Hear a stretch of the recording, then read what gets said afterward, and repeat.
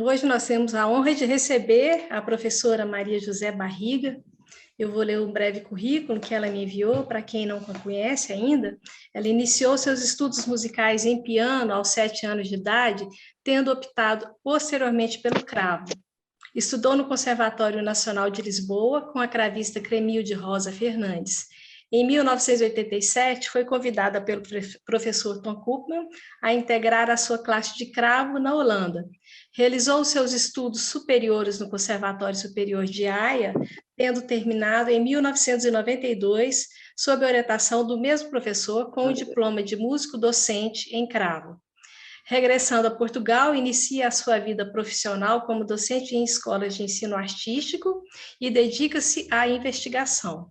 Conclui em 2000 o mestrado em etnomusicologia na Universidade Nova de Lisboa e, posteriormente, inicia um curso de doutoramento na área de ensino e psicologia da música na mesma universidade. Atualmente, é investigadora em etnomusicologia e ensino da música. Tem feito parte de equipes de investigação sobre problemáticas de ensino artístico.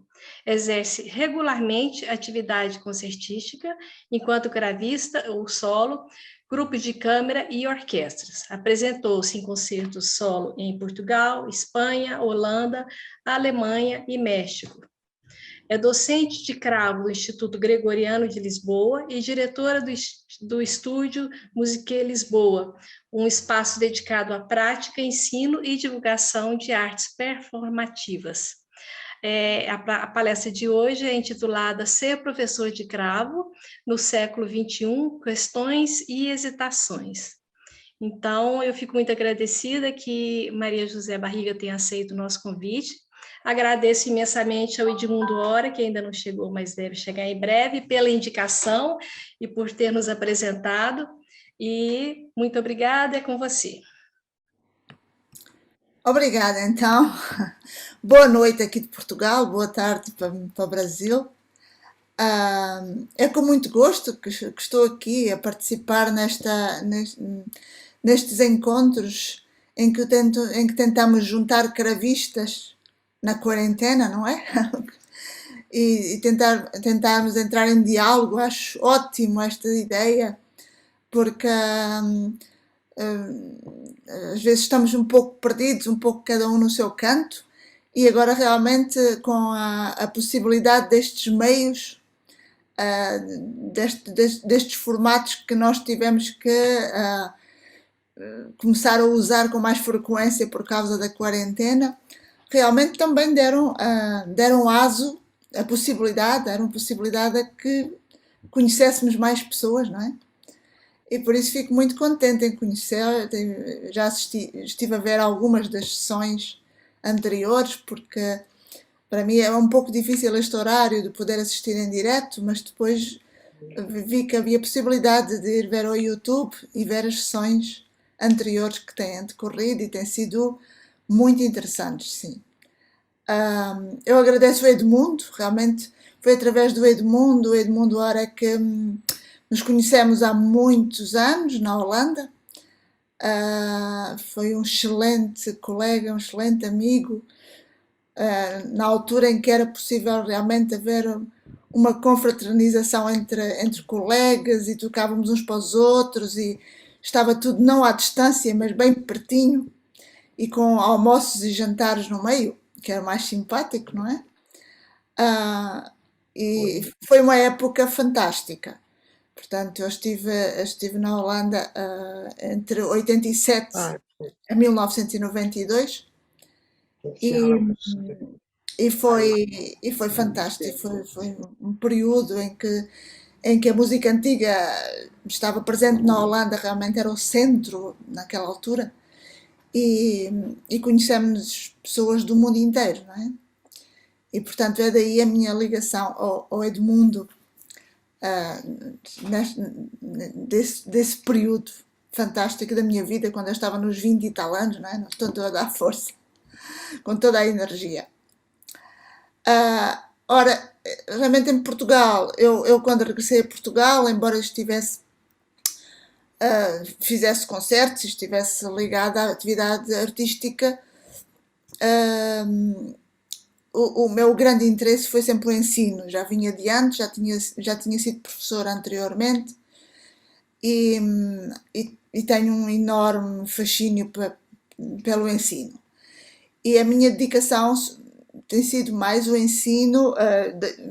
Já trabalhei em universidades, mas o maior número de anos do meu trabalho tem sido com jovens, crianças e jovens, e começo a trabalhar aos 5, 6 anos de idade até aos 18 anos. Portanto, esta é a faixa etária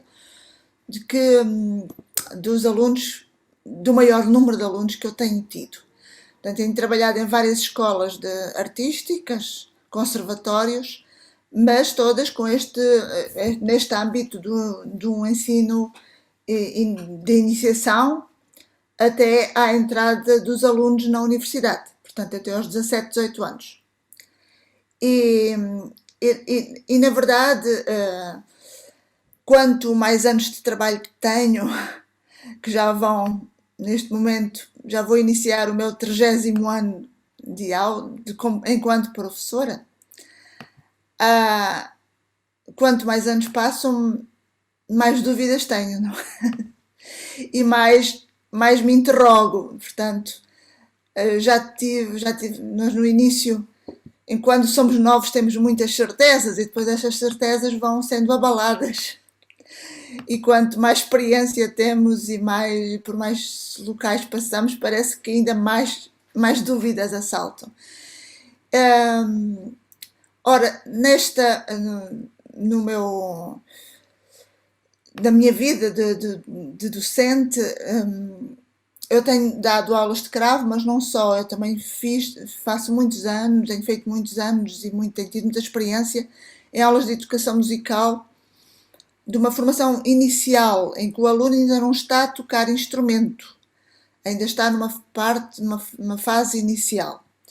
E, portanto, eu divido muito algo que não tem uma divisão para mim, mas que eu não me considero só uma professora de instrumento, eu considero-me essencialmente uma professora de música. E a aprendizagem musical das crianças, do total das crianças, não só aqueles que querem ser cravistas, tem sido para mim o que mais me importa e o que mais me fascina. E por isso eu distribuo o título da minha participação desta forma. Realmente, primeiro é ser professor e depois é que sou professor de cravo. Portanto, há aqui logo uma hesitação. Sou professora e depois uma segunda fase é sou professora de cravo. Mas em primeiro lugar sou professora. E quais são as dúvidas que me têm assaltado enquanto professora? Então eu gostava de começar aqui, ao introduzir esta minha participação, para ser um pouco mais fácil, vou compartilhar aqui um PowerPoint para seguirmos um pouco, para ser mais fácil seguir um pouco o meu raciocínio e as minhas dúvidas e as minhas propostas.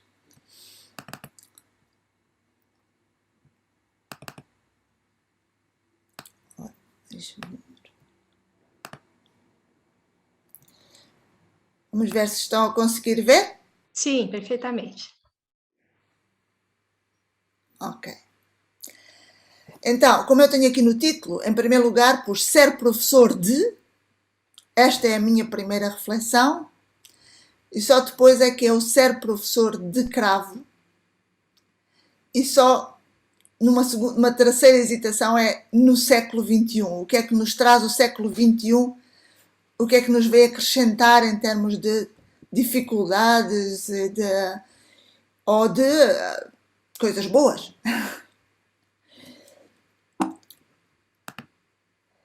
Então, as primeiras questões em torno do que é ser professor, tenho uma primeira reflexão.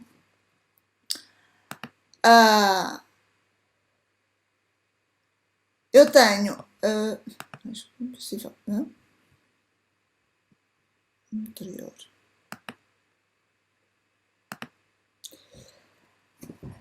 Eu, em toda a minha formação, não me dediquei só ao ensino, portanto, eu comecei fazer realmente o curso superior de cravo e dedicar-me ao cravo e à música antiga. E a minha formação aí foi especial na Holanda e sobretudo com o maestro Ton Koopman, que era uma pessoa inspiradora com uma capacidade para abrir horizontes, para nos tirar o tapete e nos colocar questões. Portanto, foi através dele que eu comecei a ter dúvidas. E portanto, essa é uma das minhas áreas de formação. Mas outra área de formação que eu acabei por ter quando voltei a Portugal mais tarde foi a ligação à etnomusicologia e enquanto investigadora na etnomusicologia. E, por muito curioso, logo houve alguém que me perguntou: mas porquê que tu, vindo da música antiga e sendo cravista e sendo alguém que toca, porquê é que te vais interessar agora por a etnomusicologia? Parecia completamente outro mundo, é mais uma ligação com a antropologia, e a minha ligação foi essencialmente com a antropologia e com a etnomusicologia da linha americana. E o que é que me veio trazer esta perspectiva da etnomusicologia? Veio-me fazer refletir sobre exatamente como é que eu poderia tocar e como é que eu poderia estar no mundo enquanto música tocando o meu instrumento. Portanto, veio ajudar-me e veio colocar-me questões mesmo enquanto cravista. E isto porquê?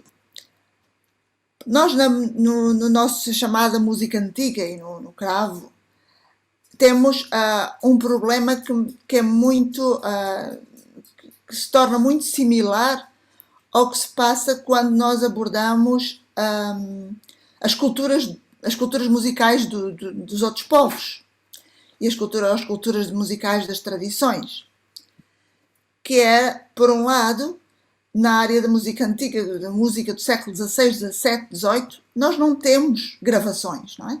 Nós não podemos saber como é que eles tocam, como é que tocavam. Portanto, as nossas fontes têm que ser fontes, tem que haver um estudo sistemático das fontes e, por outro lado, quase que fazer um pouco de ficção, porque as fontes não são unânimes naquilo que dizem. Nós podemos estudar umas fontes, podemos dedicar-nos a outras e chegamos a encontrar contradições, inclusivamente a falarem do mesmo compositor ou a falarem do mesmo período histórico. Não há uma unidade, uma uniformidade de informação. E não podemos tirar conclusões através de gravações, porque elas também não existem. Então eu achei muito curioso, porque ao estudar as culturas musicais do mundo e as culturas musicais, sobretudo um pouco mais antigas, temos o mesmo problema, não havia gravações. O que nós temos é registros, são cartas, são informações de como é que nessa comunidade se cantava, como é que se fazia. Ou então, na atualidade, como é que nós vamos saber como é que as pessoas cantavam, ou cantam ou tocam? Temos que fazer verdadeiramente trabalho de campo. Temos que ir para o pé das pessoas. E o que é que isso significa? Significa uma atitude face à música enquanto atividade comunitária. Portanto, nós temos que estar dentro da comunidade. E esta linha de etnomusicologia, em que temos que fazer investigação no campo, dentro das comunidades, para perceber como é que interpretam, como é que fazem música, qual é a sua perspectiva da música, parece-me perfeitamente paralela àquilo que nós podemos fazer na música do século XVI e XVII. Eu, enquanto professora, perguntava-me como é que se ensinaria música no século XVI e XVII? Não é? Como é que eles começavam? O que é que eu vou dar a um aluno meu com 7 anos de idade como repertório, como primeiras peças musicais para eles tocarem cravo? Onde é que eu encontro essa fonte? Ela não existe. Porquê? porque realmente aquilo que está escrito e as fontes como nós temos, o que nos dizem algumas cartas, em alguns discursos, em alguns textos, é que as crianças aprendiam na comunidade também. Aprendiam vivendo em casa do mestre. Portanto, no século XVI, XVII, essa era a vivência musical. Era um princípio das guildas, um princípio como o artesão aprende, como é que o marceneiro aprendia. Aprendia porque ia viver com o marceneiro mestre. E vivia em casa dele. Os pais colocavam-no a viver na casa dele. Nos músicos, as informações que nós temos eram muito similares. Como é que eles aprendiam música? Eles viviam na casa dos músicos. E então, eu achei muito curioso este paralelismo na etnomusicologia com a música das outras culturas. Como é que se aprende a cantar? É por tradição oral e a conviver com os detentores dessas práticas, com quem faz música. Não há partituras. As partituras que existem são os esboços, como nós temos no século XVI, no fundo. No século XVI temos uma grande parte das partituras, elas não têm dedilhações. Nós não sabemos como é que se tocavam, quais eram os dedos. Não sabemos não há referência à dedilhação, não há referência ao esfraseado, não há referência ao tempo. Era rápido, mas quão rápido? Era mais lento, mas quão lento? E então, isto porquê? Porque realmente a música era uma atividade comunitária. E a música era entendida um pouco como eu a vejo, que é uma música para todos. Todos podem aprender em comunidade. E não, de forma diferente, uma música reservada apenas a um grupo restrito, com um treino muito específico, como nós estávamos habituadas e a nossa tradição do século XIX nos traz. Não é? E dos nossos conservatórios do século XX. É preciso aprenderes muito, é preciso muitos anos de aprendizagem, de copiares modelos, de imitares modelos, de ouvires modelos, para que tu te tornes um profissional. Aqui não estamos a falar de profissionais, estamos a falar de exercer música enquanto atividade comunitária. No século XVI as pessoas cantavam, tocavam, quer do povo, quer as comunidades dos burgueses, dos nobres, não é? Eles aprendiam enquanto comunidade.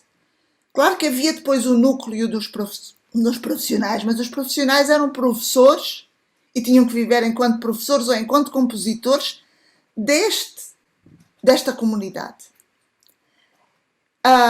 E portanto, esta é a minha perspectiva, o meu enquadramento enquanto professora, é que esta frase de Helena Rodrigues, que foi minha professora de Psicologia da Música, a música está presente na vida de praticamente todos os humanos.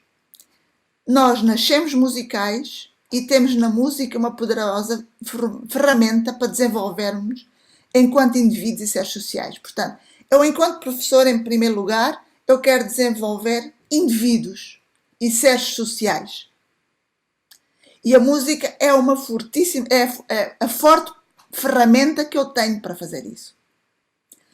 Portanto, é nesta linha que eu me coloco.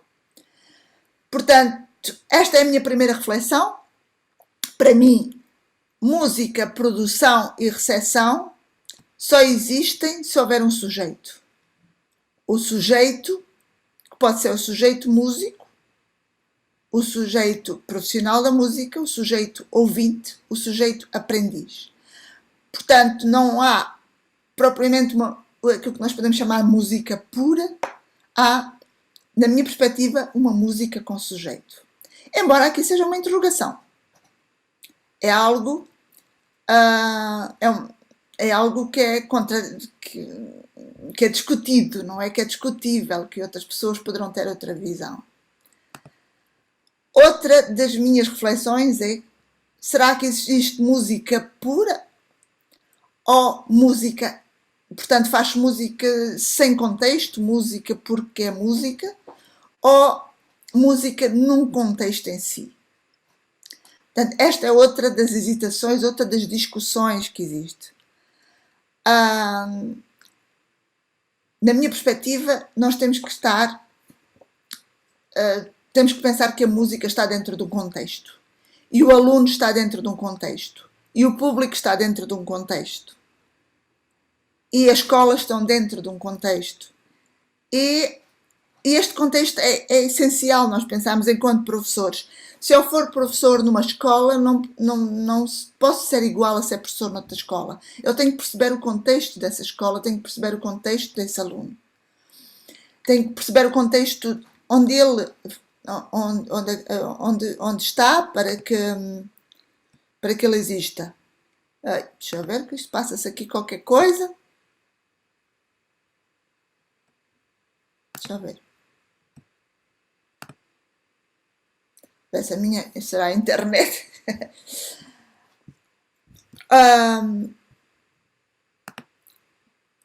Portanto, esta primeira reflexão tem a ver com onde eu me situo, tentar explicar-vos onde é que eu me situo. Portanto, para mim é extremamente importante perceber o contexto do aluno e perceber que existe um aluno, ou perceber o contexto do público e perceber qual é esse público para quem eu vou tocar. Ora, passamos à reflexão 2, a um outro ponto, que é o que é afinal aprender música e o que é ensinar música? Qual é o papel do aluno? Qual é o papel do professor? E aqui, o meu papel, para mim, o que é aprender música, tem a ver com estes 6 pontos que eu coloco aqui.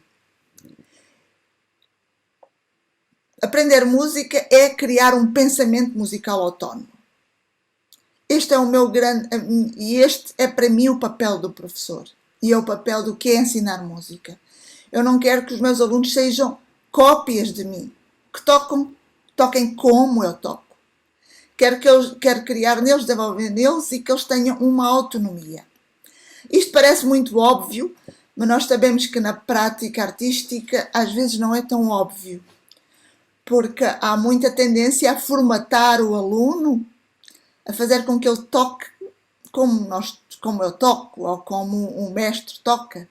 A informação que eu lhe passo é a minha perspectiva, e a minha perspectiva não é apenas a perspectiva teórica, é mesmo na prática. Eu faço os ornamentos neste sítio, tu vais fazer os ornamentos neste sítio. Eu divido uma frase neste sítio, tu vais dividir neste sítio. Porque é assim que é. E trabalha-se ainda muito nesta linha. Mas porquê? Porque é assim. Acredita em mim, eu sou professora, acredita que eu sei porque é assim. Isto não me parece que seja pensamento musical autónomo. Portanto, eu tenho que levar o aluno a perceber e a criar a sua autonomia no seu pensamento. Depois, a criação. Levar o aluno a que ele crie, que faça música enquanto criador. Não seja apenas o executor, embora a execução seja importante e trabalhar para a execução também. Depois, 3 pontos muito importantes. Que o músico é um comunicador, que o músico tem uma vivência, não só enquanto músico, mas enquanto pessoa, e que o músico exerce música para partilhar essa música. Portanto, eu quero partilhar a minha perspectiva, eu quero partilhar a minha música, quero partilhar o meu pensamento musical. E esta é a linha que eu tento implementar, eu tento levar os meus alunos a perceberem. Tens que criar o teu pensamento. Tu tens que ver, pode dar jeito, pode experimentar esta dedilhação que eu faço, mas olha, experimenta outra. Olha, agora vais para casa e vais tentar tocar essa frase como está escrita, mas vais-me trazer para a semana outras frases, outras variações dessa frase. Vais criar algo de diferente, mas que tenha a ver com esta frase. Portanto, eu ocupo muito neste aspecto da criação, e não apenas em que eles executem peças musicais, repertório, repertório, repertório, cada vez mais do fácil para o difícil, cada vez com uma técnica mais complexa, que dominem muito bem a técnica, mas que num determinado momento eu digo, então toca lá qualquer coisa. Ou em casa os pais lhe perguntem, olha, tens aí o teu instrumento, então toca lá qualquer coisa, inventa lá. Ai, não sou capaz de inventar. Ai, não sou capaz, não tenho a partitura para tocar. E acho que este tipo de discurso não tem lógica já no século XXI. Mas ainda existe.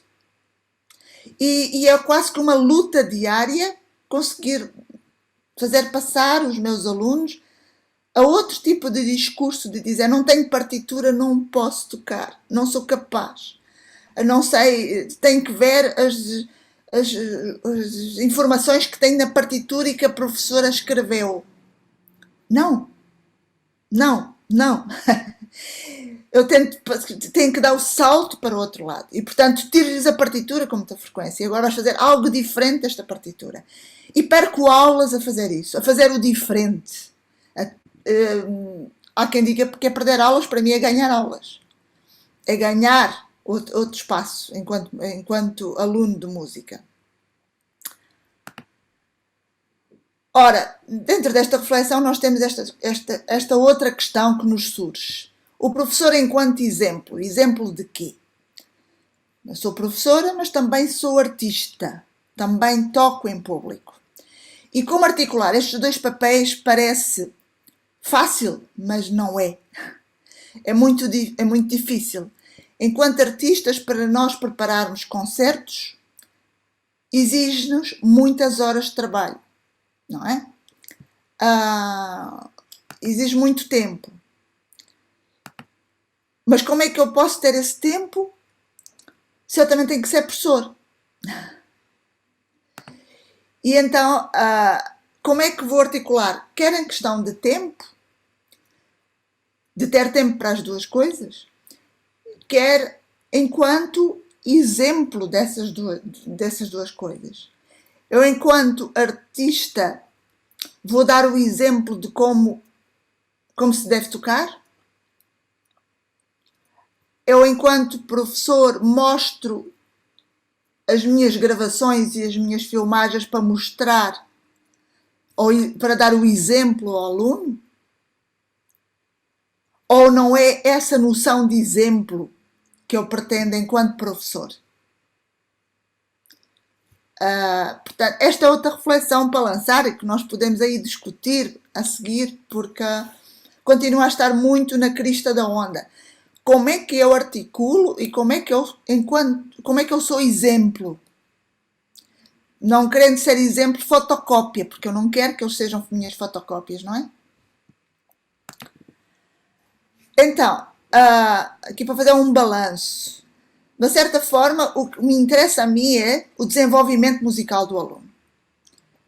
Não é que ele seja um extremo, um exímio cravista, um exímio músico, um exímio performer, mas que não saiba partilhar com o seu meio, mas que tenha dificuldade em estar em público, mas que tenha dificuldade em tocar com outros colegas, mas que tenha dificuldade em partilhar com os pares. Portanto, fatores muito relevantes para esse desenvolvimento. O meio musical em que o aluno se insere. E este Davidson, este investigador, ele fala muito do meio musical como algo que é importante. O meio musical mesmo em que o aluno vive em casa.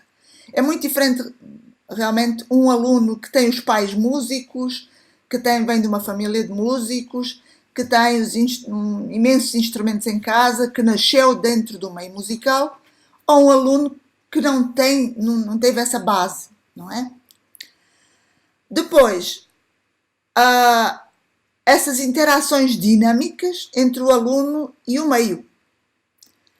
Ele pode ter essa cultura em casa, pais, músicos, tudo mais, mas ele não quer não consegue ter uma interação com eles, não quer saber de nada. Ou os pais não querem mexer com ele nesse meio.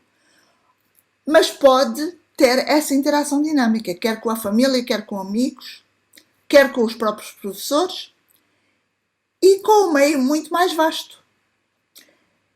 E, portanto, o desenvolvimento musical do aluno vai ser afetado se ele tiver interações dinâmicas com o meio nas várias áreas. Depois, um aspecto muito importante tem a ver com a prática sistemática por parte do aluno, ele praticar sistematicamente, mas de forma voluntária e deliberada. E não porque é obrigado por o pai, não porque lhe dão prendas. Olha, vai lá estudar agora 2 horas que eu depois compro-te não sei o quê. Olha, vai lá, se conseguires tocar na próxima audição a peça toda muito bem, eu depois ofereço-te uma prenda. Se tiveres uma nota espetacular no instrumento, depois podes escolher o que quiseres, porque este discurso existe, não é? Não é isso que nos interessa, não é? Para o desenvolvimento musical do aluno, o aluno tem que voluntariamente e deliberadamente ter gosto e ter prazer em praticar.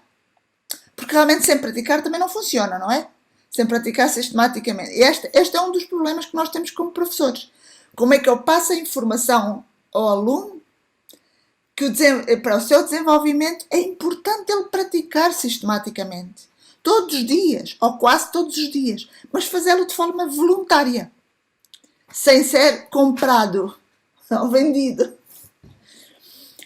E depois, outro aspecto muito importante, o quarto aspecto, o diálogo ou não diálogo entre a vivência cotidiana da música na escola e a vivência musical extra-escola. Ora, o aluno pode ter uma vivência da música na escola de música, não é? Ou por um repertório proposto pelo professor, que ele até diz que gosta, ele diz que gosta de tocar. Um tipo de aulas, a tipologia de aulas que podem funcionar, os horários que podem ser bons para ele praticar, para ele gostar de música, mas também esse diálogo com a vivência musical extra-escola. A verdade é que ele vai para a outra escola geral e ele vai ter outros colegas, outros pares, que podem não gostar do instrumento, que podem não gostar da música que ele toca na escola de música, que cantam e tocam outros instrumentos ou tocam outro repertório mais difundido nos média, o gosto com outro gosto, com outra estética.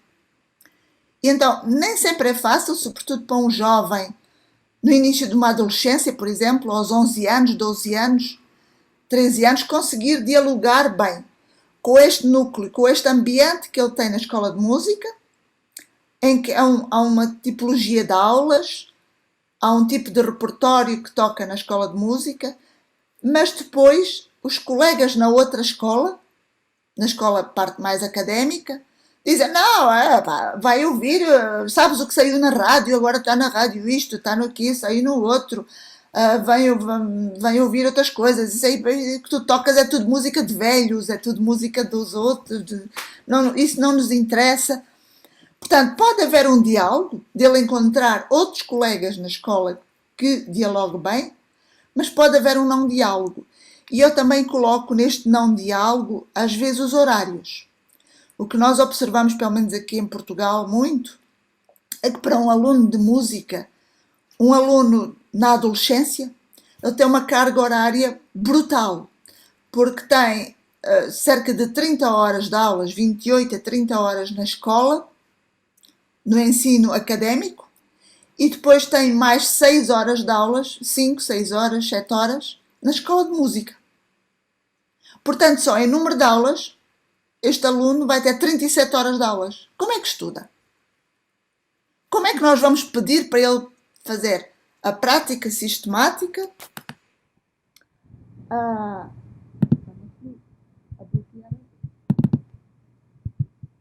Como é que vai acontecer esta prática sistemática, voluntária, depois de 37 horas de aulas ao longo da semana. Eu não sei como é que é no Brasil, mas nós aqui estamos com um problema muito complicado neste século XXI. As disciplinas cada vez criaram mais disciplinas, mais compartilhadas, sem diálogo umas com as outras, tudo muito fragmentado, e o aluno tem 12 anos, 13 anos, 14 anos. Está no início da sua adolescência, quer outras coisas e não tem espaço para outras coisas. E isso vai influenciar muito a sua capacidade de dialogar com a música. E por isso muitos desistem. Portanto, estas são as minhas questões enquanto professora, mas agora enquanto professora de cravo em si. O que é que então posso eu fazer enquanto professora de cravo? Com questões é que eu me vou deparar para os fazer aprender? Portanto, eu estou a falar de um ensino em si, não é? Se eu quiser fazer um início, uma iniciação, tenho um aluno de 7 anos, 8 anos, que ouve umas músicas na escola, tem outro ambiente em casa, e os pais acham muito importante ele fazer música, ele aprender música, porque é muito importante para o seu desenvolvimento. Mas como é que ele articula tudo isto e como é que eu, como professora de cravo, de um instrumento, que para já é um instrumento que para o público em geral é um instrumento antigo, dos séculos dos reis. O que é que tu tocas um instrumento que é do tempo dos reis? Pá? Não arranjas um instrumento mais moderno? Muito eles ouvem isso, não é? O que é que eu faço como professora de cravo? Então, realmente o aspecto fundamental é a pedagogia, a nível pedagógico, é que metodologias é que eu vou usar. O aspecto metodológico é essencial questionar. Um professor não pode dizer, eu ensino como eu aprendi. Se eu aprendi, porque deu resultado. Então é uma questão de utilizar a mesma metodologia do meu professor. Ou então vou ver que metodologias usavam no tempo do cravo e vou fazer um estudo muito sistemático de como é que se ensinava no tempo em que o cravo tinha o seu auge. Ora, um dos fatores muito importantes que eu tenho logo é a questão do repertório para a iniciação. Eu tenho um aluno de 7, 8 anos de idade em cravo. Reparemos que a maior parte de nós que estamos já com 50 anos para cima, a maior parte aprendeu a partir do piano. Fizemos estudos de piano, começámos com outros instrumentos e o cravo apareceu. Começámos a estudar cravos, muitos de nós já éramos adultos. Portanto, o repertório com que nós iniciámos no cravo, além de já ser tecnicamente mais difícil, porque nós já éramos capazes, já tínhamos uma técnica vinda de outro instrumento, ou vinha do órgão, ou vinha do piano, na sua maioria.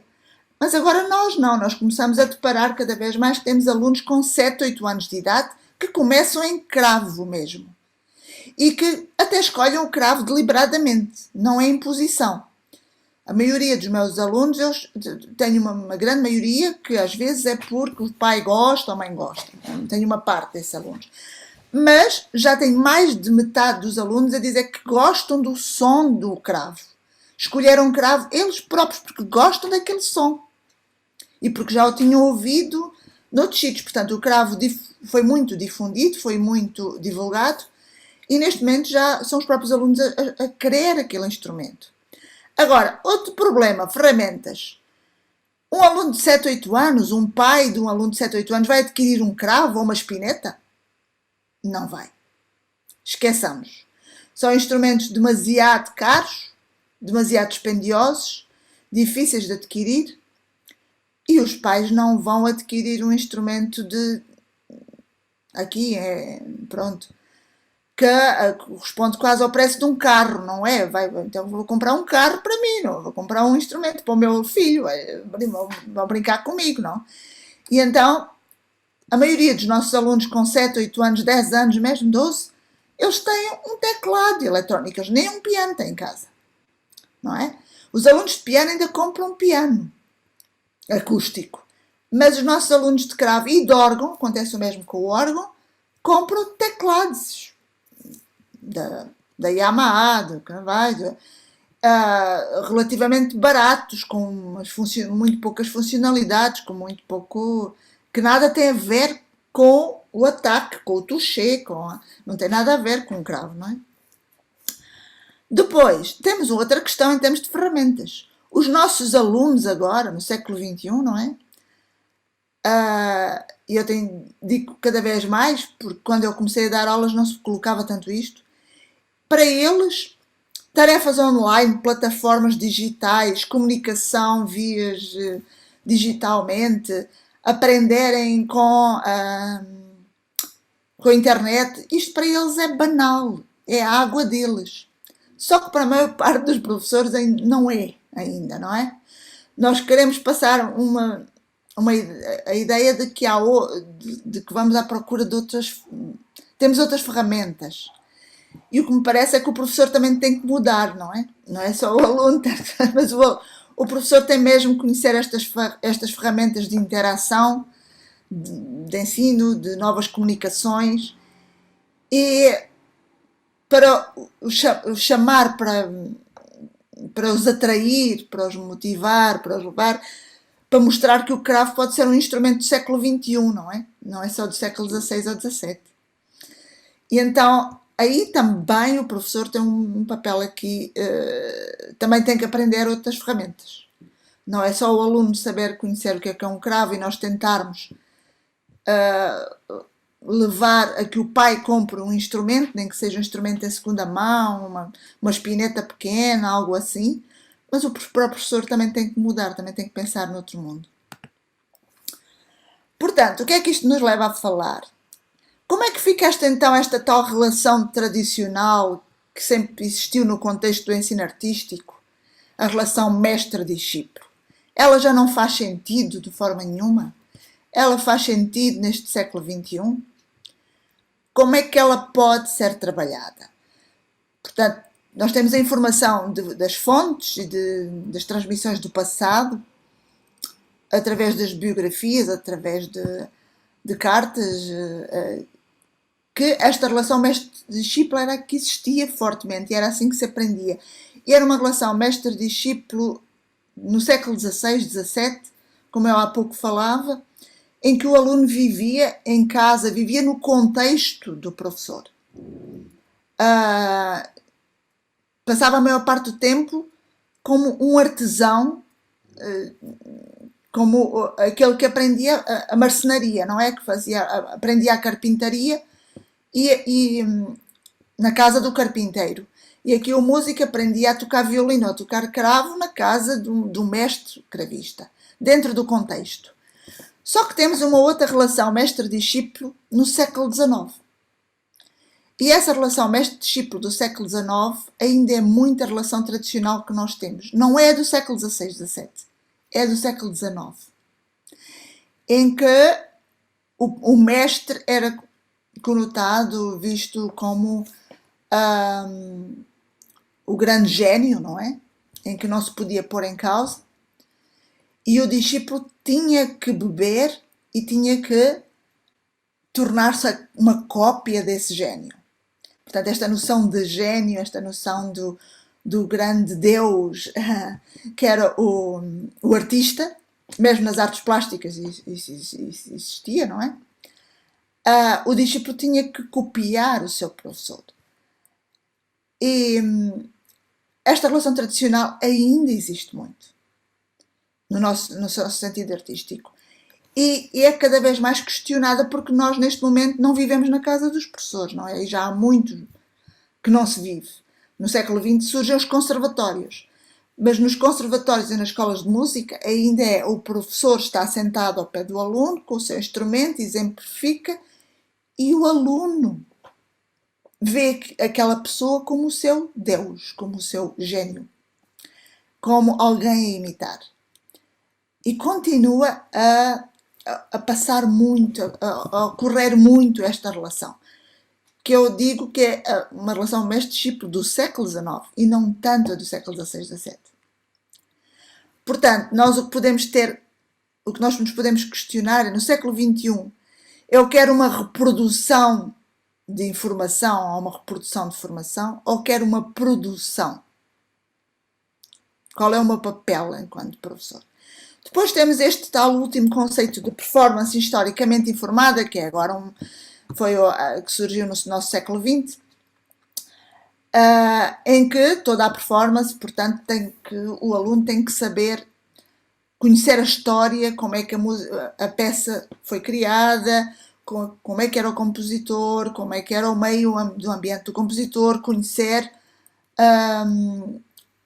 fontes dessa época, saber como é que se fazia ornamentos, como é que se faziam em França, como é que se fazia ornamentos no século XVI em França, no século XVII já era diferente, no século XVIII, Só que o problema com que eu me deparo no meu dia-a-dia é, eu não consigo trabalhar, eu tenho de passar um pouco à margem deste conceito com um aluno de 7, 8, 10 anos.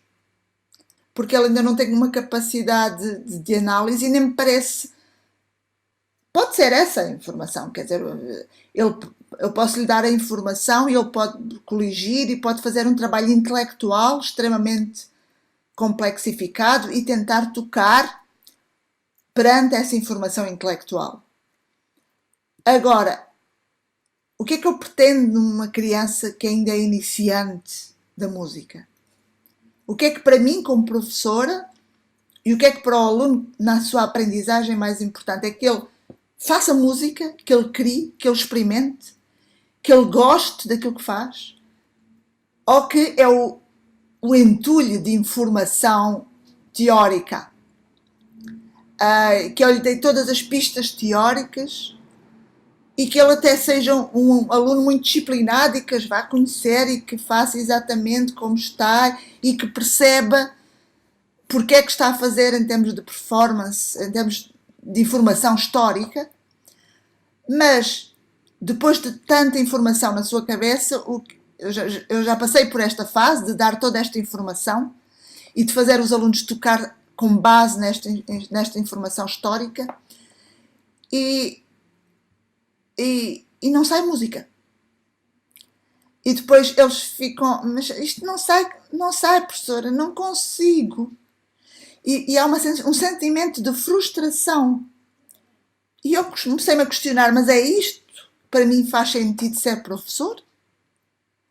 É tornar alunos frustrados?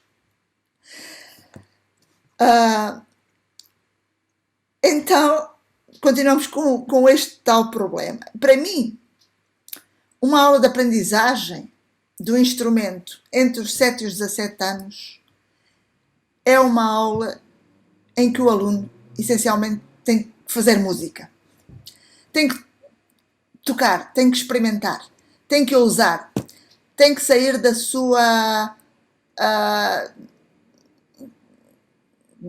cópia do seu professor. Tem que experimentar outras coisas. Mas, de qualquer maneira, eu tenho que passar, enquanto professor, e o aluno tem que trabalhar competências técnicas e competências interpretativas. Então, coloca-se ao professor esta questão. Que referenciais eu vou transmitir para ele adquirir essas competências técnicas? Outro dos pontos que eu tenho discutido muito tenho estado em fóruns de discussão em termos de psicologia e em termos da pedagogia da música, é a autonomia no processo da aprendizagem. Pode um aluno iniciante desenvolver práticas de autonomia interpretativa? Como eu aprendi foi, não podes. Primeiro tu tens que aprender muito, tens que ter muita informação para tu poderes ter a tua autonomia interpretativa. Foi assim que eu aprendi. Mas eu no século XXI questiono-me, será que é assim que faz lógica aprender? Será que a forma como eu aprendi é que estava correta? Eu não posso criar autonomia, processos de autonomia aos meus alunos, mesmo quando eles são iniciantes? Até onde é que pode ir a autonomia do aluno?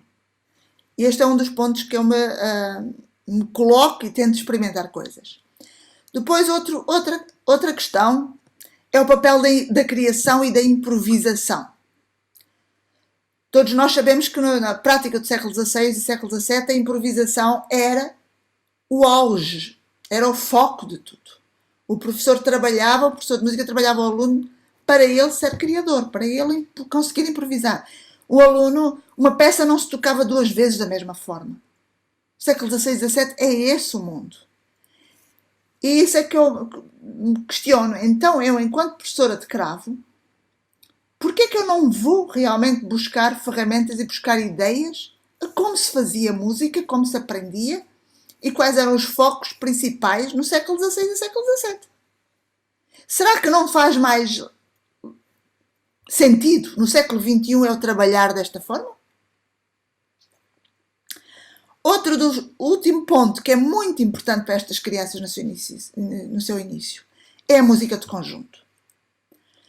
Eu tenho ganho alunos no sentido de ganhar motivação aos alunos, quando os faço tocar em conjunto e não se dedicarem-se apenas à música a solo.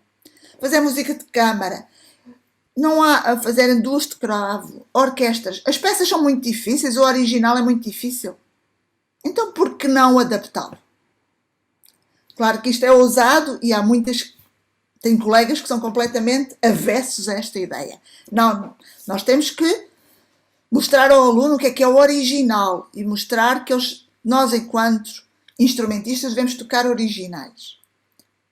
Se a peça é muito difícil para o aluno, então ele não pode tocar. Vai tocar mais tarde. Só que o que eu vejo é que os alunos são muito mais músicos e aprendem muito mais música quando eles tocam em conjunto. E um dos meus objetivos é que eles partilhem a música. É que se formem, é que trabalhem a pares. E às vezes é muito curioso porque eu deixo-os trabalhar sozinhos, às vezes, e um ensina ao outro e eu saio de fora, eu fico a olhar. Ou eu saio fora mesmo da sala. E eles conseguem explicar ao outro o que é que não está bem, o que é que sentiram de diferente. Num duo de cravos, por exemplo. Eu faço muitos duos, muitas adaptações de peças em duos de cravo. Tenho 2 instrumentos na sala. Às vezes é uma espineta e um cravo, não preciso ter 2 cravos. E faço-lhe adaptação para os instrumentos. E o que para mim é fascinante é quando eles trabalham os 2. Crianças de 10 anos, 9 anos. E vão dizer, não, pá, olha, tu falhaste aí, sabes porquê? E eu fico calada, fico a ouvir o que é que eles dizem um ao outro. E eles comunicam melhor. Às vezes conseguem explicar um ao outro melhor do que comigo. Do que eu a tentar explicar. Isto para mim não é frustração, é o auge enquanto professora. Isto é o que eu quero, que eles partilhem. E eu fico contentíssima quando isso acontece. Ora, um dos aspectos complicados no nosso ensino do cravo é onde é que eu vou buscar manuais, tutoriais para o repertório do ensino do cravo. Porque se nós formos ver... E então, eu compilei aqui alguns dos manuais que nós trabalhamos para... Possivelmente vocês conhecem, os professores de cravo. Mas quando eu abordo e vejo estes manuais, todos eles vão buscar originais, não é? Alguns adaptam um pouco mais, outros fazem originais, tiram peças do mais simples possível. Só que eu, ao fazer uma análise de todo este material, do qual eu tiro peças, sim, tiro coisas, tiro repertório para os meus alunos, de vez em quando foge-me,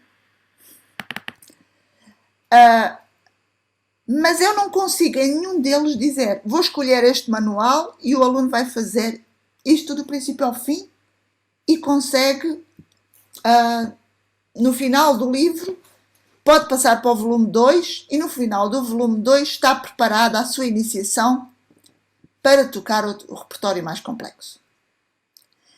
E eu olho para todos estes materiais, eu não consigo vê-los como uma única fonte para os meus objetivos enquanto professora e para os objetivos de aprendizagem que eu tento implementar nos meus alunos.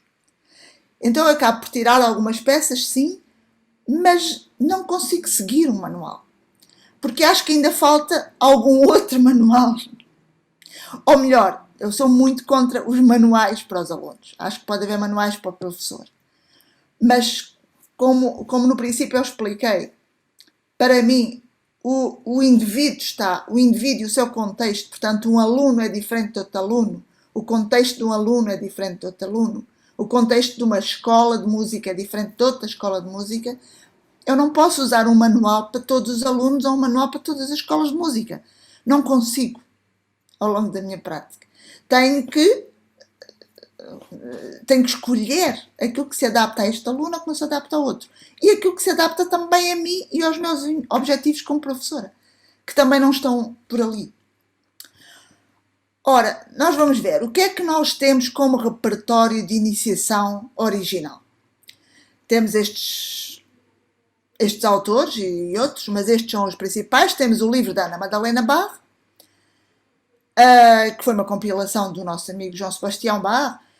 Mas este livro da Ana Madalena Bach, as peças que lá tem são extremamente difíceis para um aluno de iniciação. Eu não posso dar nenhuma peça deste livro, a um aluno de 7 anos, 8 anos. Já exige uma determinada técnica. Se vamos para os livros do Kirnberger, ainda mais difíceis são. Claro que já são tutoriais que têm toda a dedilhação escrita. Kirnberger é já século XVIII, né? E já tem uma preocupação enquanto professor. Mas tecnicamente são muito difíceis. E musicalmente são muito difíceis. Então a minha pergunta é: como é que os alunos aprendiam no século XVII, século XVIII? Não podiam começar por aqui. Então eu fiz toda uma pesquisa nesse trabalho, mas ainda há muito pouca pesquisa sobre como se ensinava no século XVI, XVII. É muito difícil coligir fontes porque está tudo muito disperso. E não tem havido muitas pessoas a preocuparem-se com isso. Mas de cartas e de informação que nós temos, nós percebemos que então os alunos viviam na casa do professor.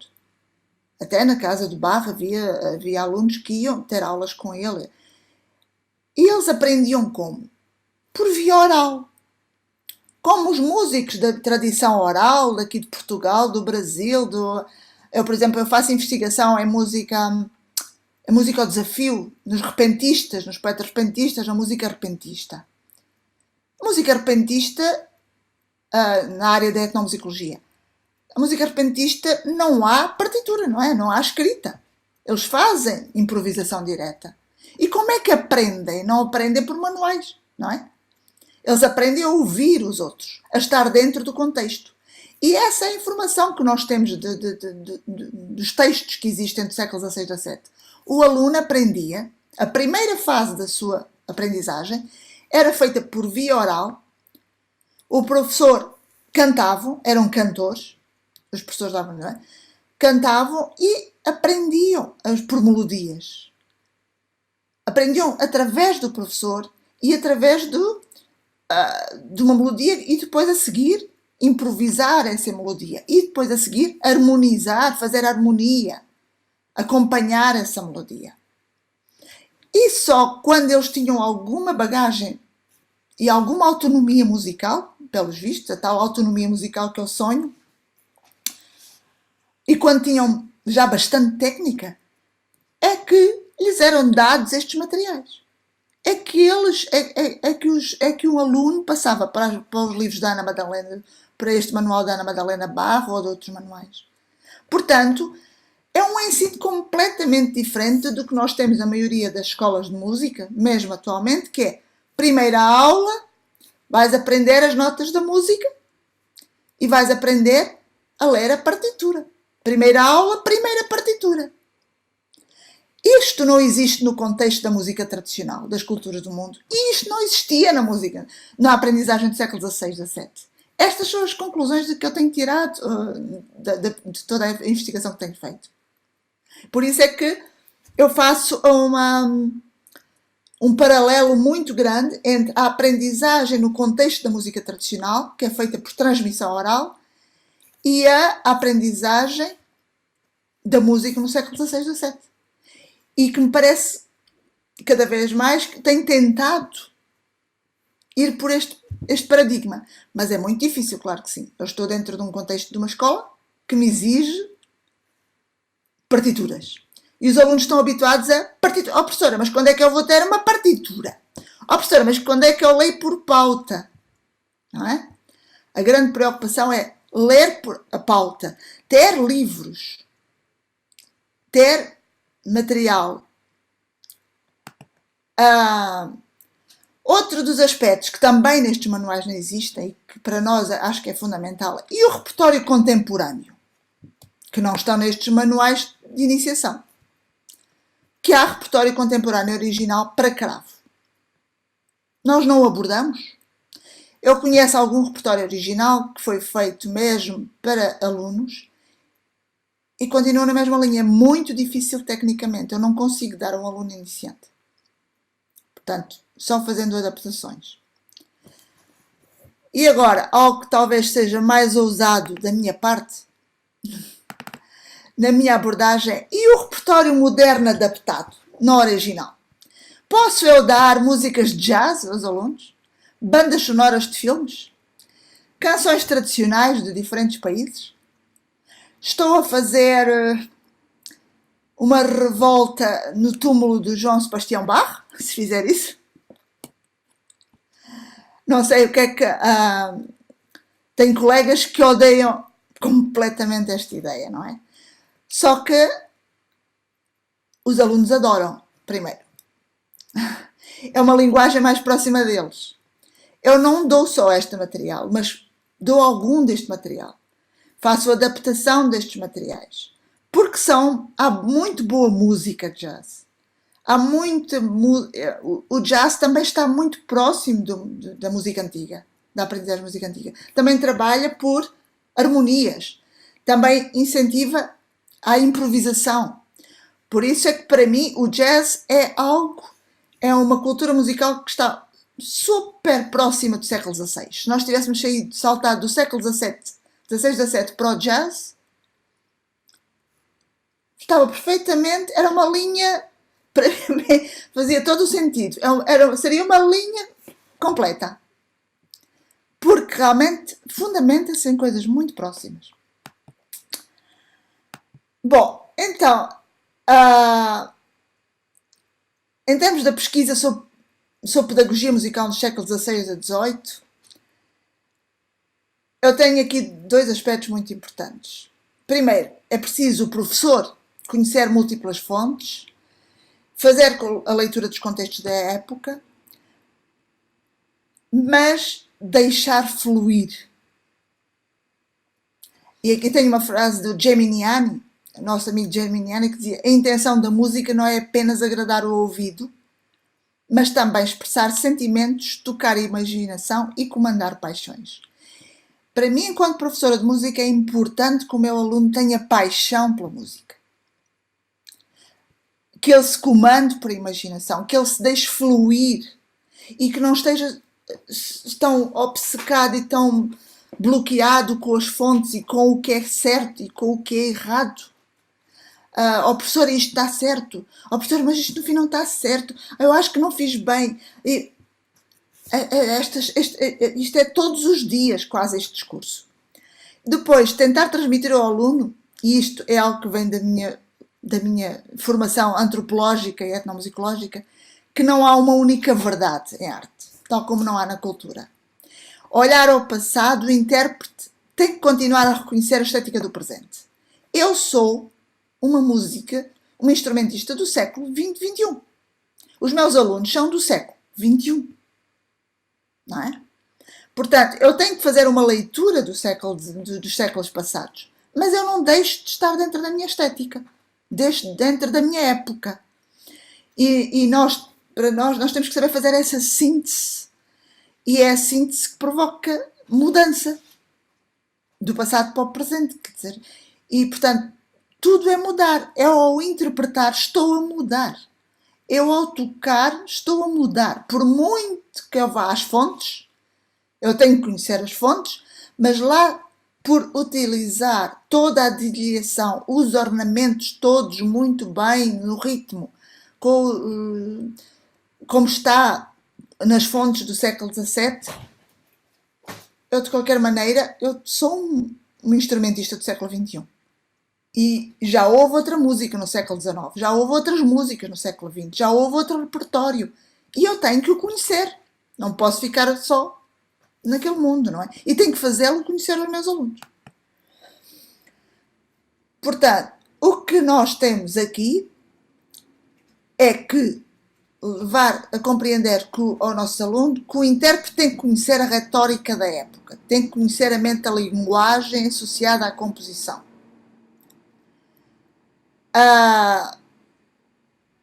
E o aluno tem que conhecer que é necessário isto. Que antes de 1800, a notação das obras privilegiavam a composição, não tem a sua forma de execução. A forma de execução não está escrita. Portanto, nós temos que conhecer a informação, mas também temos que fazer um pouco de ficção.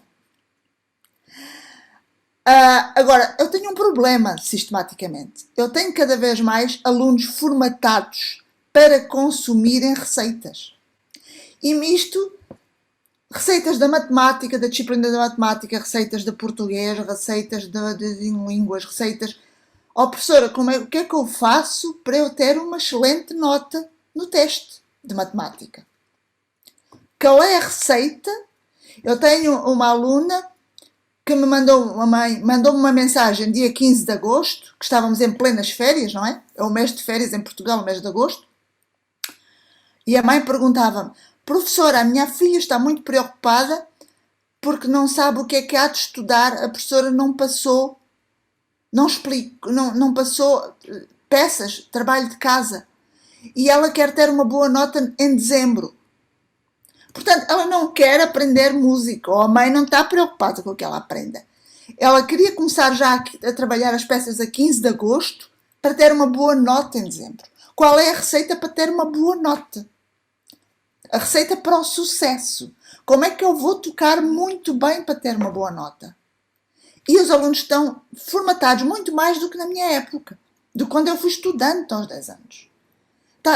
É terrível. Eu não sei se passa por outros lados, mas em Portugal nós estamos a passar uma época terrível no ensino, em que está tudo formatado para os produtos, para o produto, e o produto é avaliado com um número.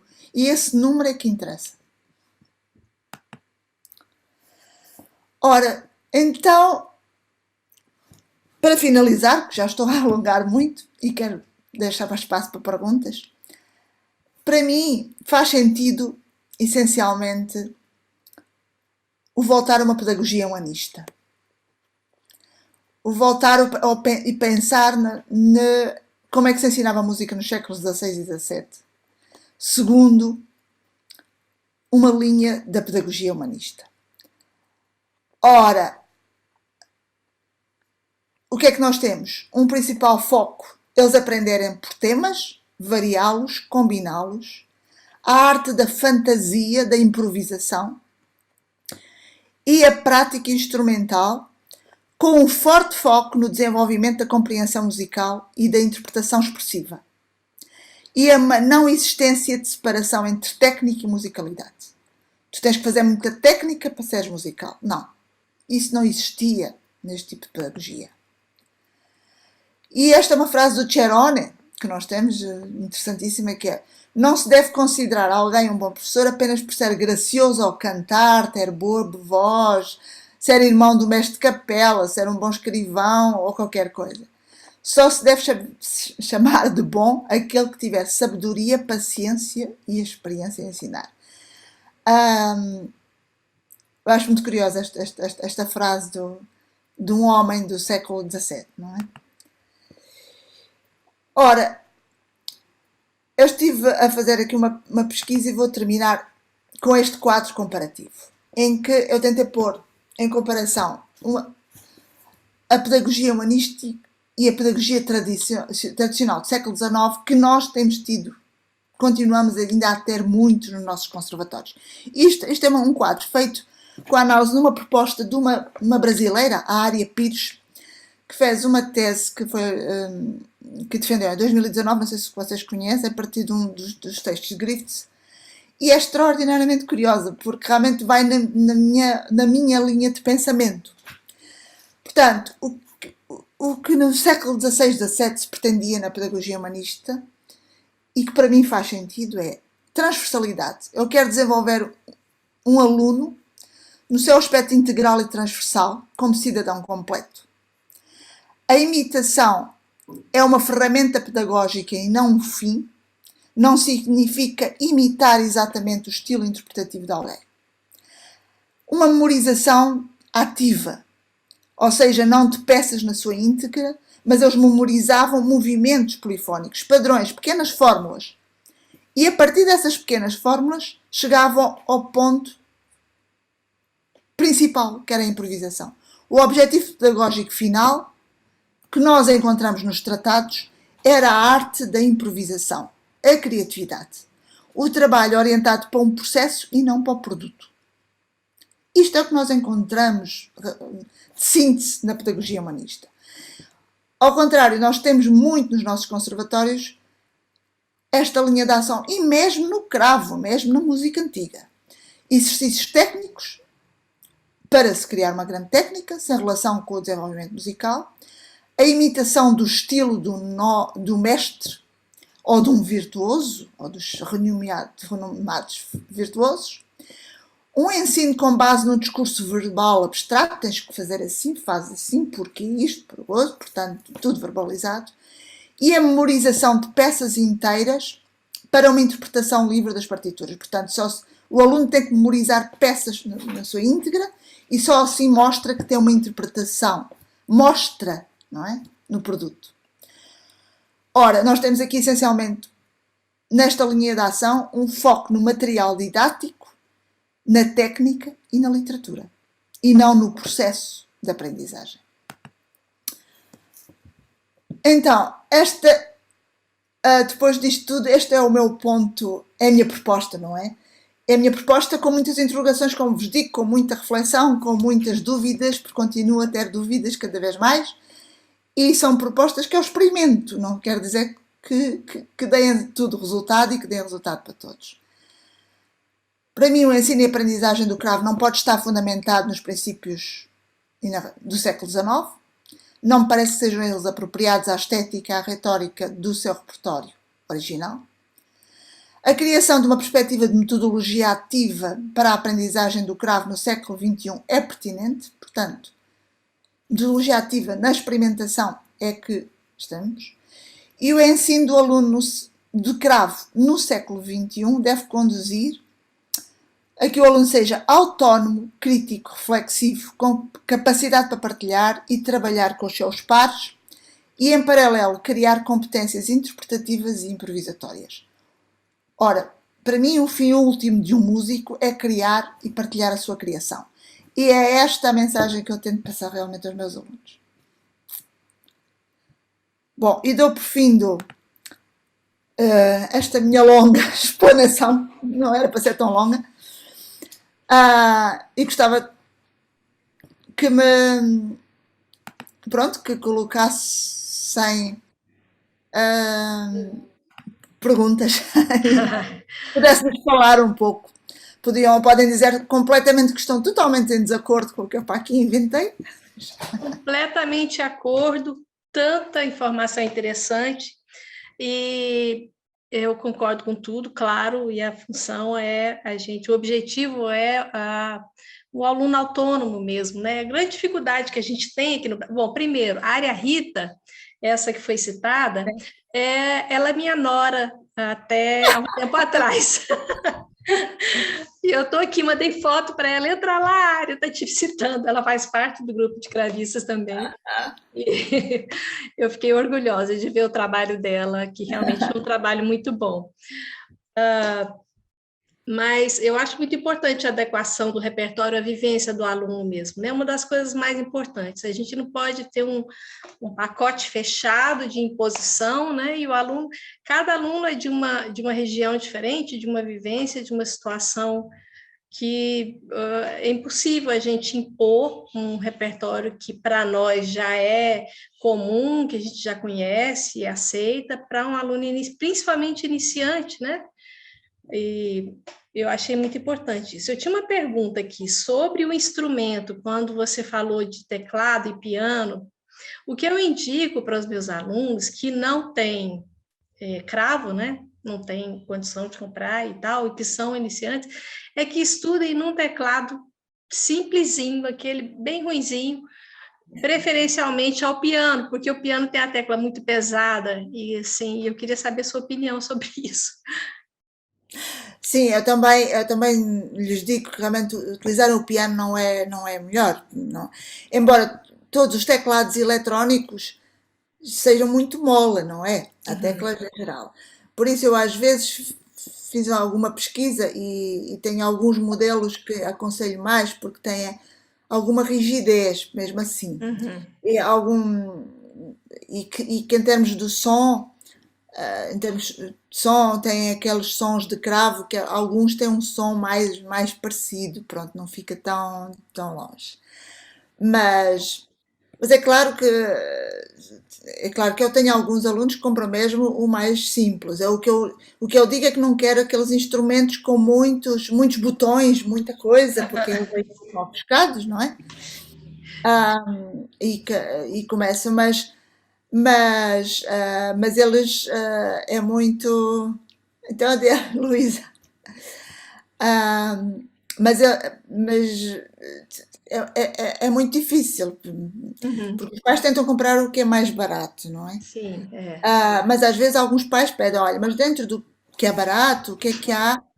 O que é que pode haver um pouco mais pronto, que sou, às vezes alguns vão à procura que tenham um som do cravo melhor. E, e às vezes nem sempre são os melhores instrumentos lá por É terem. verdade.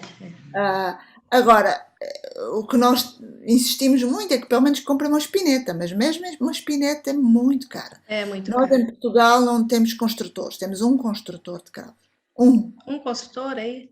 sim, que é holandês e que faz cravos muito bons, instrumentos muito bons, mas que vende essencialmente para o estrangeiro. Ele está cá em Portugal, pronto, porque lhe dá jeito de estar em Portugal, mas os instrumentos dele são muito caros, portanto também nem dá.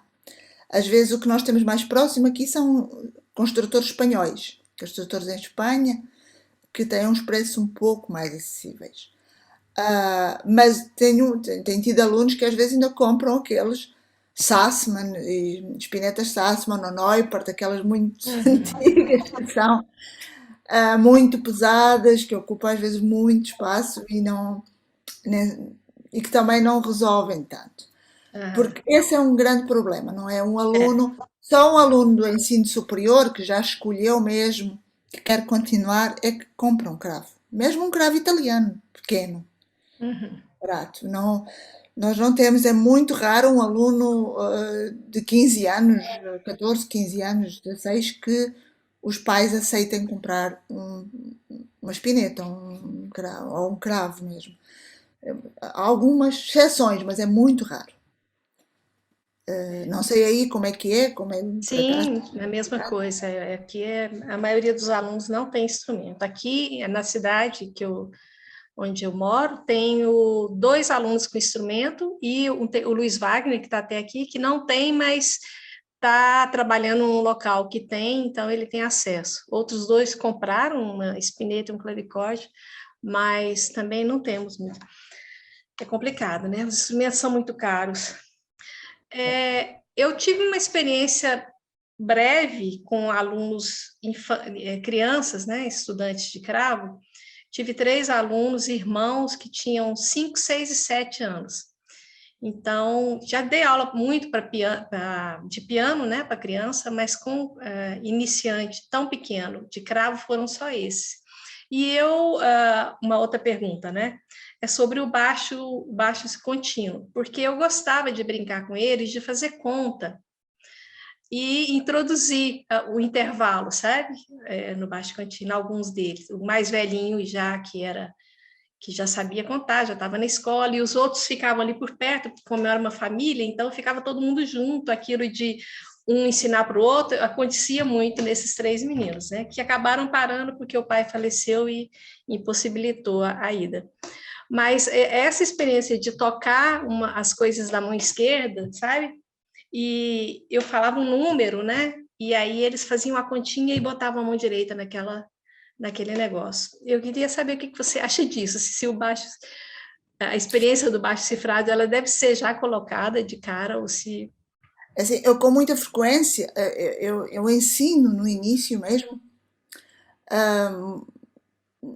ensino muitas vezes só baixos e eles cantam a melodia. Ah, Tenho, que por exemplo, uma legal. canção, portanto, essa é a forma como eu ensino mesmo música, em si, mesmo no piano, mesmo quando tenho alunos de piano.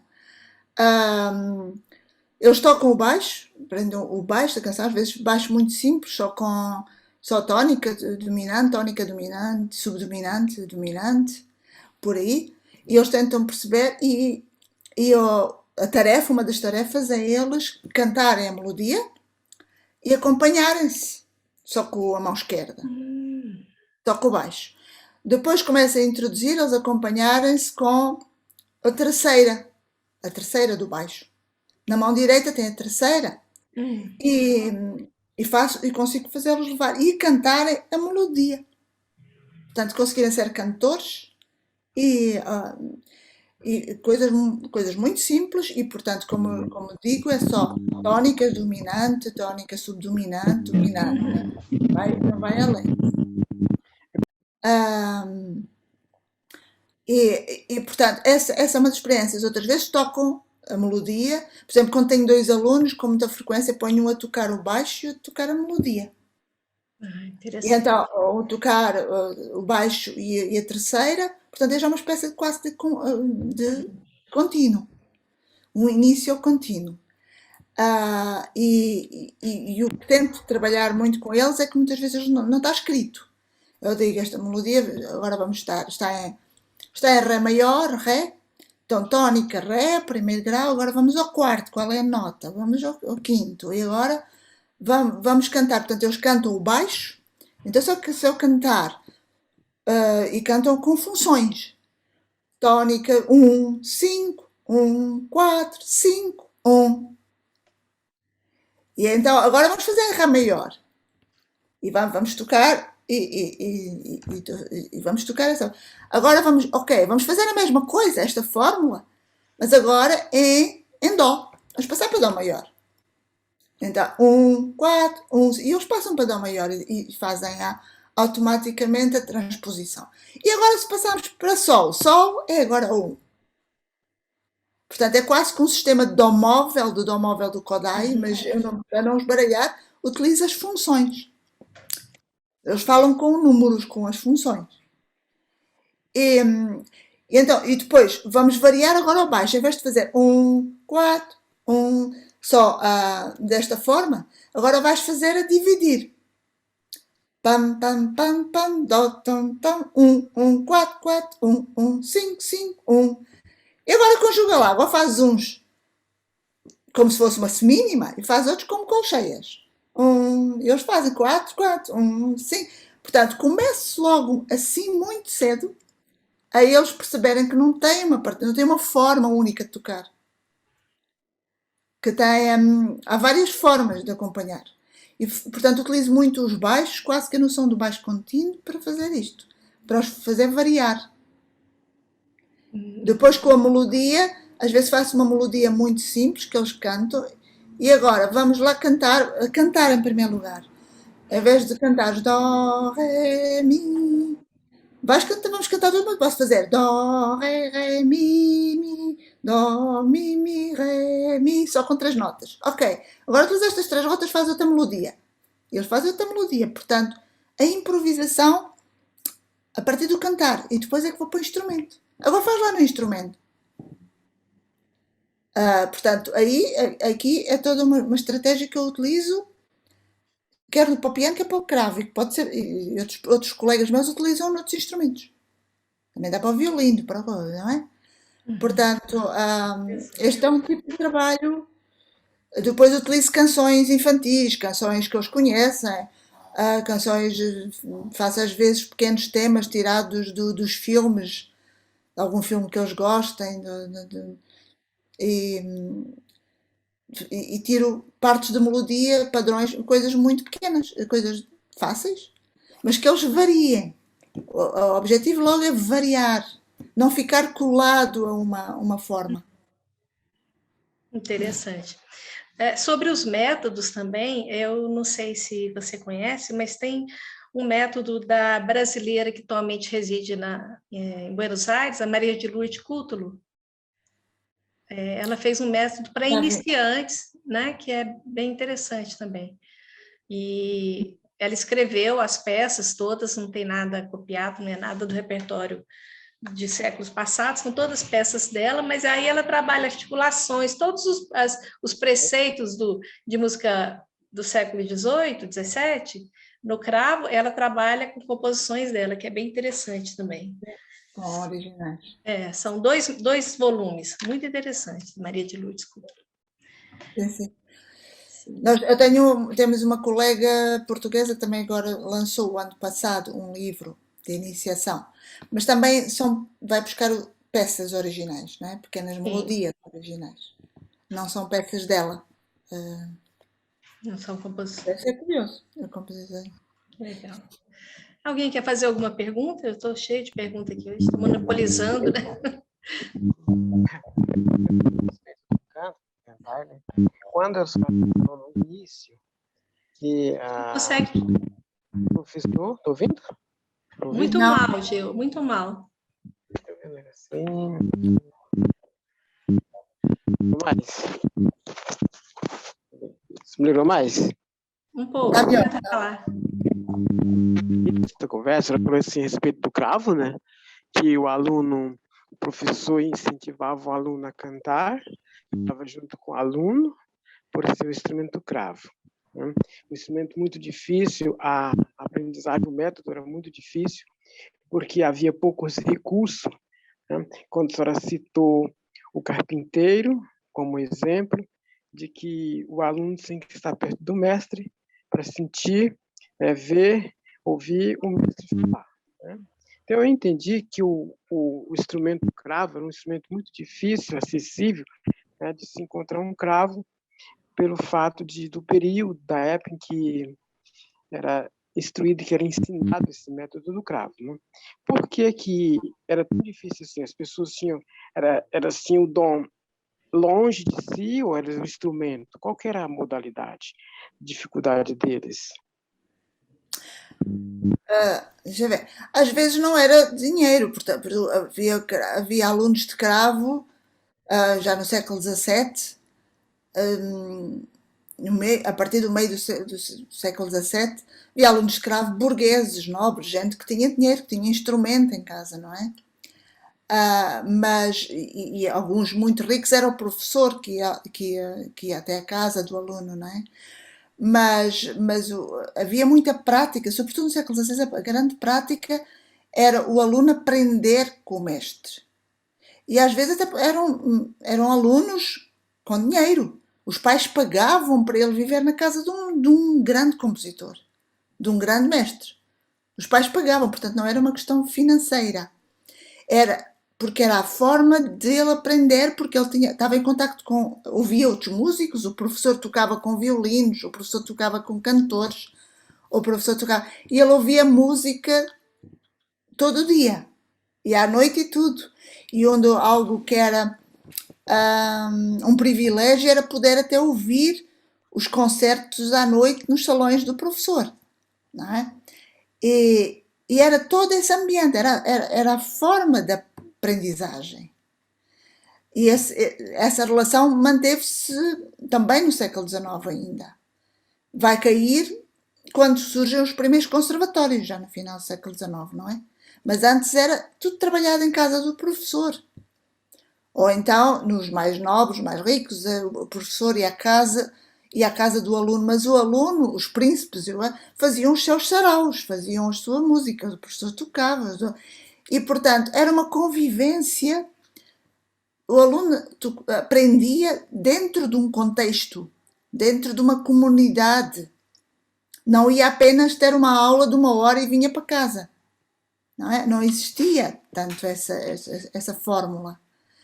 que nós temos agora, não é? Depois nós perdemos o contacto com o aluno e o aluno tem que ter um instrumento em casa, porque nós estamos no máximo 1 hora com o aluno. Às vezes, lá alguns casos têm 2 aulas por semana, mas é muito raro. Mas essa prática não existia naquela época, não é? Mesmo porque, Maria José, também para se ouvir música, não tinha Claro, outros meios que não fosse o presencial, né? Se não claro. estivesse ali na casa da pessoa, ele não ia escutar a música no rádio, Por no isso, Spotify. aí é que nos coloca o nosso problema. Nós, no século XXI, não é esta a prática. Já no século XX não foi, não é? Nós já não vivemos na casa do professor. Podemos ter uma muito boa relação com os professores e, e frequentar a casa do nosso professor um pouco mais, em alguns casos, mas, mas estamos separados da vivência do professor e a vivência do aluno, são espaços separados. E, e o que para mim foi fascinante foi que encontrei, como disse, na música tradicional e na etnomusicologia, nos meus estudos, que também é assim, não é? As pessoas aprendem, ainda atualmente, aprendem no contexto da aprendizagem, no contexto em si, no espaço. Não aprendem em como aula, não é? E, e então, minhas interrogações são: como é que eu vou fazer isso? Passar para, para um sistema de uma escola, que é agora o que temos. Conservatório, né? Pois. Eu entendi que o instrumento, o cravo, né, ele é muito distante dos alunos. Não, o professor, o aluno, ficava muito ligadinho com o professor, assim, pertinho, né, por causa do instrumento. Seria uma coisa bem harmônica, bem harmonioso, bem ligados, bem sonato mesmo, todo, cada um, para sugar do professor, espremer o professor, né, para ver se saía pelo menos parecido com o professor, né, porque o cravo é muito difícil, principalmente naquele período, né, e vai ser difícil assim para lá. Um período muito.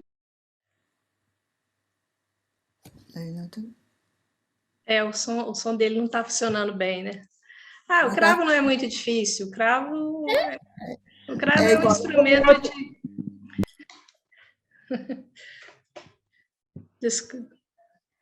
Bom, o som do gelo está bem ruim e está caindo toda hora. E sim, bom. Mais alguém? Mais alguém? Alguma pergunta aí? Boa tarde, professora. Tudo bem? Eu queria te fazer uma pergunta. Eu sempre que dei aula, assim, principalmente quando eu comecei a dar aula particular, que eu não tinha nem... Eu comecei a dar aula com 17 anos, em 89, por aí. E eu sempre passei escalas para meus alunos e escalas de acordes. E já tentando ensiná-los aquela questão de acompanhamento. Baixo na mão esquerda e o acorde na direita. E escalas para eles se identificarem melhor com o teclado. A senhora acha isso viável, já meio de que de início para iniciante? Assim, eu trabalho escalas um pouco mais tarde, já para eles, não logo mesmo no início. Já, pois, Eu digo de início assim, mas depois de uns 3 meses de aula, sim. por aí. Pois, eu costumo trabalhar mais com pequenas, mesmo a parte técnica, pequenas frases, pequenos movimentos que eles vão repetindo para ganhar alguma técnica, mas não a escala em si, não é? Ah, as escalas é mais para eles depois perceberem o contexto harmónico como é que é uma escala que funciona, mas eu geralmente só faço isso ao fim de 1 ano ou 1 ano e meio. Não faço logo no início. Agora, pequenas partes de escalas, pequenas para ganhar alguma técnica, às vezes partes de retiradas de alguma peça, e então o que eu faço é, agora, eu começo, como eu disse, para eles terem noção das funções, não é propriamente de escalas, mas de funções é variar. Vamos começar em Dó, agora vamos começar em Ré, agora vamos começar em... Mas é mais a parte das funções. E depois, então, ok, agora vamos fazer um conjunto de... uma sequência de notas a partir do Dó. Dó, Ré, Mi, Fá, Sol, Fá, Mi, Ré, Dó, Ré, Mi, Fá, Sol. Ok, esta está dentro do Dó. Agora vamos mudar. e vamos começar em Ré, tararara, mas agora vamos à procura de algo que sou igual, sou maior, portanto, para eles irem à procura do Fá sustenido, mas são eles que vão à procura, como é que vai soar igual ao Dó. Vamos passar para Mi, portanto, é por aí que faço, com pequenas sequências, não com a escala toda, só mais tarde, só um pouco mais tarde, porque nós não precisamos tanto dentro da linha do cravo, da passagens do polegares, como o piano precisa, não é?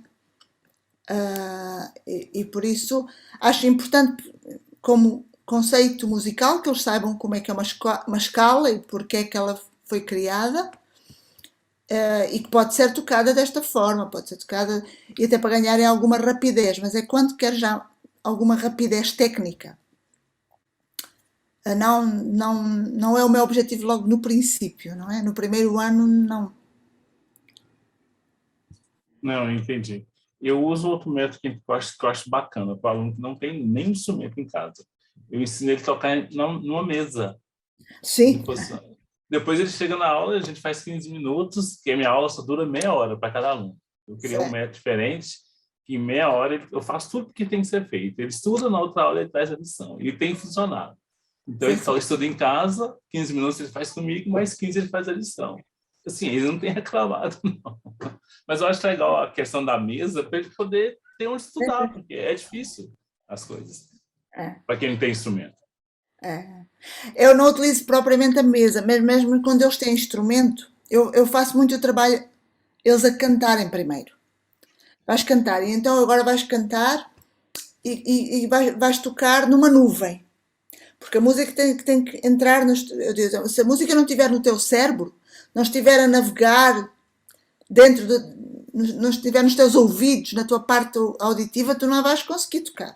Quando eles estão sempre a esbarrar mesmo os mais velhos, às vezes já miúdos com 5 anos, 6 anos de música, estão sempre a encalhar numa dedilhação, numa passagem. Eles dizem, ok, há algo que aqui não funciona, vais tocar na nossa nuvem. Então vais fazer a passagem e vais cantar a frase. Como é que é a frase? Ré, lá, sol, fá, mi, ré, lá, e fazes com os dedos. Fazes ritmicamente, ok. Agora fazes com outro ritmo. Já está dentro da tua... Agora vais mexer só os dedos, só com a música cá dentro, sem ouvir nada. E eles fazem a digitação e estão a ouvir interiormente, estão a dizer as notas interiormente. Então agora toca. E aquela passagem sai. Portanto, utilizo muito o tocar na nuvem com a noção de que isto tem que ficar pairar, o som tem que ficar a pairar no cérebro. Mas isto é uma linha não é inventada propriamente por mim, é dentro de uma linha de uma metodologia ativa de um senhor americano chamado Edwin Gordon, que fala da audiação, da audiation. A pessoa tem que fazer audiation, ficar interiormente, tem que conseguir, sem estar a cantar, sem ouvir nada, tem que ouvir a música na sua cabeça, antes de conseguir passar para um instrumento, ou antes de cantar. Bacana. Lembra muito o Dalcroze, eu gosto muito da parte rítmica do Dalcroze, eu gosto de usar isso no início, para ele conhecer os compassos e as 3 figuras, né? Semibreve, mínima e semina. Eu utilizo o corpo dele como instrumento primeiro. Eu gosto do método ativo porque a gente pode brincar, né? Sair do tradicional. Eu gosto muito do método ativo, acho fantástico. Bacana, obrigado, professor. Okay. Parabéns.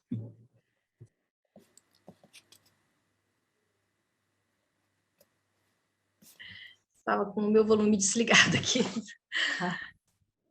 Então, eu acho que é isso, né? Ficamos por aqui. Agradeço mais uma vez a palestra.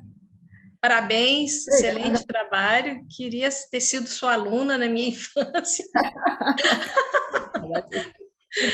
Mas muito bom, viu? Fico muito agradecida com a sua palestra. Excelente. Sim. Sucesso aí para os seus alunos. Só para acabar, quer dizer, eu sou professora, tenho sido professora em vários conservatórios, agora estou no Instituto Gregoriano, mas para fazer o meu método, eu criei a minha escola de música, portanto o estúdio Musiqué que eu tenho é mesmo onde eu sinto livre para fazer as minhas experiências com os alunos, não é? Que maravilha.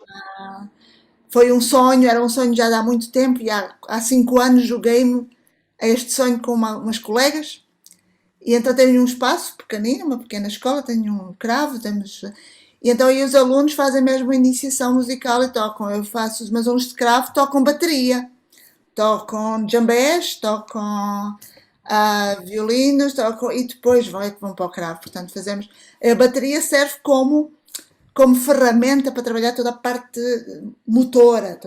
E tem sempre uma sala grande, primeiro fazem movimento, trabalhamos movimento, cantam, trabalham com instrumentos de percussão e só depois vão para a parte do seu instrumento, não é?